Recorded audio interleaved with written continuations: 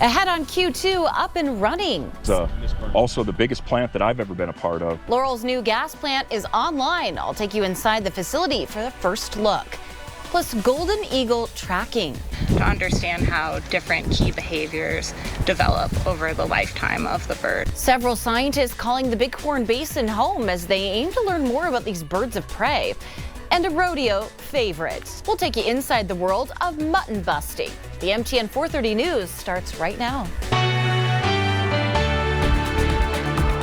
Good evening, everyone. Thanks for joining us on this Tuesday. I'm Andrea Lutz. A first look tonight inside the new methane gas plant in Laurel, referred to as an essential project for Northwestern Energy's portfolio, but still tied up in legal battles. The plant first threw power across the grid on March 7th.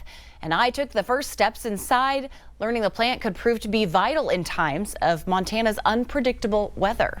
From a glimpse, Just natural gas in and power out. There's not a lot of waste. it's hard to pinpoint just how powerful It's the largest megawatt output and with the most engines. the Yellowstone generating station is. It's also the biggest plant that I've ever been a part of. But when you walk inside, So this is our engine hall. project manager Joshua Fullman would say, As you can see, it's one of the biggest engine halls I've ever been in. this is where the energy comes alive. It's really impressive to go in there because the way that they're all lined up. 18 engines, each operating much like the one in your car. It can ramp up daily with multiple starts and stops. Very quickly in less than 8 minutes. And the reason that becomes very important is because there is days that the wind just doesn't blow like we anticipate. The new Laurel methane gas plant is generating 175 megawatts of power designed to supplement Montana's energy grid on demand when it's needed The most. availability is a big part of Northwestern's portfolio. When you go home at night, you have to be able to turn the switch on, and this allows you to do that. For Fullman, originally from Anaconda, No, I've been doing this for quite a while. I enjoy it. building this for the last 2 years has been a passion project. I like the tangible of it because you get to see, the end of it too. At the height of construction, the project employed roughly 300 people, like Bruce Roberts from Texas. I'm going to miss Billings. Yeah, I'm going to miss the people. Oh, yeah. I made a lot of friends up here. I'm going to miss this place. If all of this seems pretty impressive and high tech, it's because it is. Except for this one little part. Crews moved those 18 engines into this facility by emptying bottles of Dawn dish soap. It's very slick. And we got all 18 of them in 9 days, which was pretty astonishing, really, when you consider that we were pushing these down a engine hall on railroad tracks using Dawn dish soap as a lubricant. Northwestern Energy says state-of-the-art technology and affordable energy, all things they say can serve Montana better.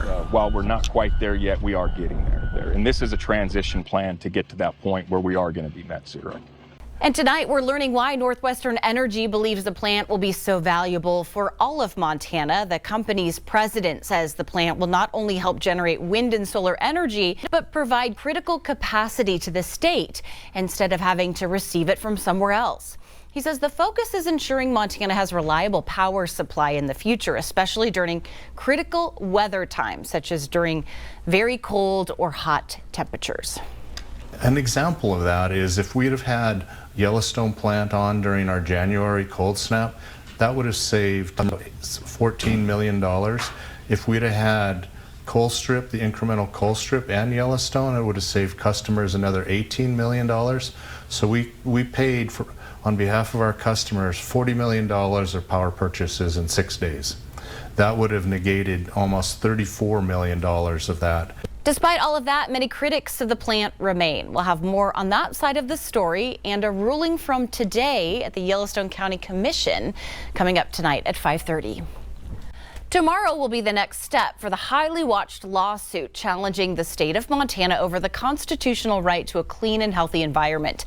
The Montana Supreme Court is set to hear oral arguments in Held versus the state of Montana at their chambers in Helena. 16 young plaintiffs sued the state, claiming policies on greenhouse gases are contributing to climate change and harming their rights. After a week-long trial last summer, a district court judge ruled climate could be considered part of a guarantee for a clean and healthful environment. The state appealed the ruling, saying this was a political issue the courts shouldn't be deciding. Well, the Supreme Court generally takes no immediate action after an oral argument and will likely release an opinion in the coming months. The 4th of July was a very busy day for Billings police. According to Sergeant Jeff Stovall, police had 353 total incidents that day, with 105 specifically for fireworks complaints. Despite the number of calls, officers didn't issue any fireworks citations. Officers also responded to a stabbing that night in the Heights just before fireworks began. The stabbing happened at the town pump, sending a person to the hospital, and a suspect was detained. Billings police are also seeing a number of physical disturbances and weapons calls increases just that day alone. The heat is turned on high. Montana expected to see a prolonged heat wave, even with temperatures rising into those triple digits. This is nearly 160 million Americans are under heat alerts due to extreme weather on both coasts. Danya Bacchus has more details. On top of triple-digit temperatures, health officials in Los Angeles are telling people to stay out of the water at 14 beaches Tuesday because of high bacteria levels. Probably going to heed the warning. I don't know, maybe just go in the water further out from the pier. Children in Las Vegas cooled off in water sprinklers as they try to beat the heat. They cool inside because it's too hot to come out. According to the National Weather Service, temperatures will range from 114 to 118 degrees in Sin City this week after hitting a record 120 degrees over the weekend. I have an umbrella, drinking lots of water. Triple-digit temperatures are also being felt in the typically cool Pacific Northwest. The medical examiner's office in the Portland, Oregon area is now investigating the deaths of 4 men possibly connected to the dangerous heat. These are probably preventable deaths, based on the fact that we assume that they probably would not have expired if they had had better cooling options. On the East Coast, the oppressive humidity is making it feel even hotter. In New York City, the Office of Emergency Management urged residents to be smart with their electricity. If you're going to run your dishwasher or your washing machine, do it early in the morning, later at night when it's not the extreme heat. Back on the West Coast, a slow cool down is expected to begin by the weekend. Danya Bacchus, CBS News, Los Angeles.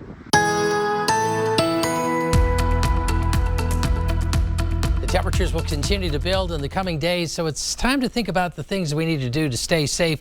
Make sure you use a lot of caution anywhere with fires. Things could spread quickly, especially with some gusty winds around thunderstorms later in the week. But make sure you're taking care of yourself, stay hydrated, check on others as well, and even be looking out for the pets. It could be very hot on those sidewalks as we start getting into the next few days. That could mean temperatures as hot as triple digits. We'll talk about that with a complete forecast coming up.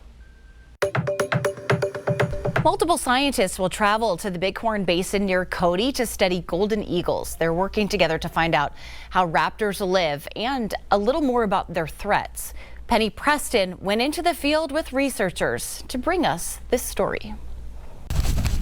This young bird faces a harsh future. Only half of the fledglings survive their first year, and not all of the eagles that hatch live to leave the nest. They face many threats naturally, including starvation. But now we're seeing a really high increase in use of UTVs, ATVs, dirt bikes, a lot of these motorized activities in the backcountry. Teton Raptor Center researcher Brian Bedrosian says the machines bring noise to solitary spaces. And there's also the noise aspect of if somebody's, plinking 22s or shooting, skeet right around the corner from an eagle's nest. Bedrosian says that could cause the parents to abandon the nest. And maybe the chick gets dehydrated or too much sun, or they don't bring food back right away.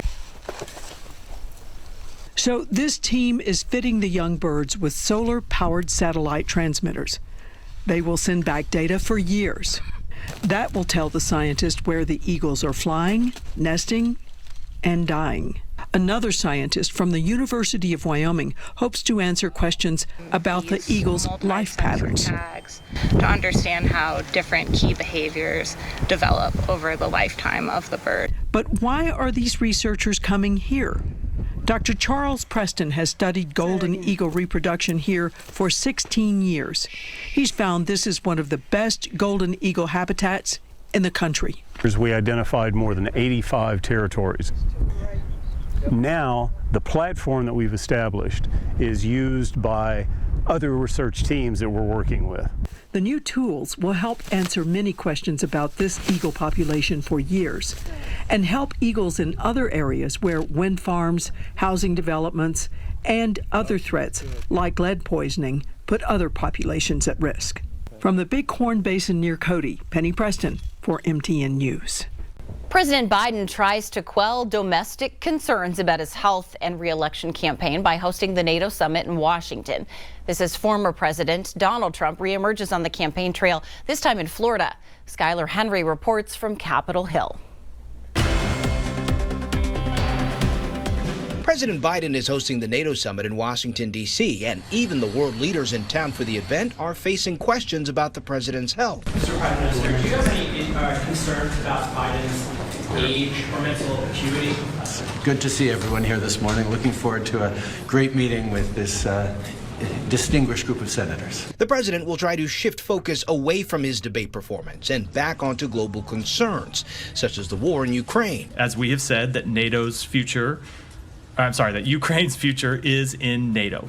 Here at home, the president appears to have done enough to stop most members of his own party from calling for him to step aside and let another Democrat take over and take on former President Trump. I think at this point, it is, it's a foregone conclusion. The president's going to run and we're going to support him. Former President Trump, who hasn't appeared in public since the day after the debate, told Fox News' Hannity that he too thinks Biden will stay in the race. It looks to me like he may very well stay in. He's got an ego and he doesn't want to quit. Trump is reportedly close to naming a running mate with North Dakota Governor Doug Burgum, Florida Senator Marco Rubio, and Ohio Senator J.D. Vance, the apparent leading candidates.